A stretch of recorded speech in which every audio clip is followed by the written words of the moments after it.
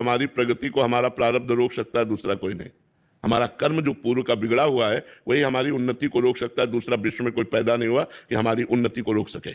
हमारा कर्म ही हमें बाधा पहुंचाता है।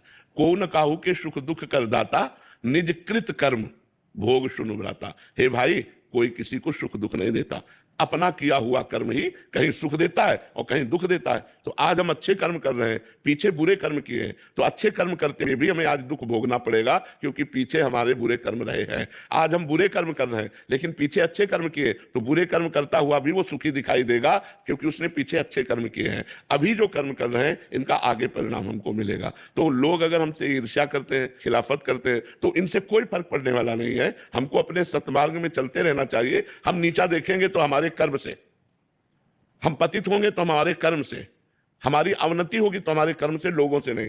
ये पक्का विश्वास समझ लो। लोग चाहते एक तरफ हो जाए, आप एक तरफ हो जाए, और यदि आपका प्रारब्ध जोरदार है, आपके आचरण पवित्र है, आपका भजन जोरदार, तो आप पार हो जाएंगे, आप अकेले जीत जाएंगे। और अगर पूरा भारत आपके साथ है और आपका कर्म बिगड़ा हुआ है, तो आपको कदम कदम पे दुख भोगना पड़ेगा, कोई साथ नहीं आएगा, कोई साथ नहीं। हमारा कर्म ही हमको सुख दुख देता है। ये सिद्धांत को समझ लिया जाए तो हम दूसरों पर आरोपित नहीं करेंगे कि ये भाई हमसे ईर्ष्या करके हमको दुख देते हैं। नहीं, वो इनके अंदर जो ईर्ष्या पैदा हुई वो हमारा कर्म है। इनको जो हमारे को दुख देने की भावना पैदा हुई वो हमारा कर्म इनके अंदर बैठकर हमको दुख भोगवा रहा है। तो हमको दुख भोग लेना चाहिए और नाम जप करके आगे बढ़ जाना चाहिए। अगर हम उनका विरोध करते तो नया कर्म बन जाएगा। समझ पा रहे हैं आप?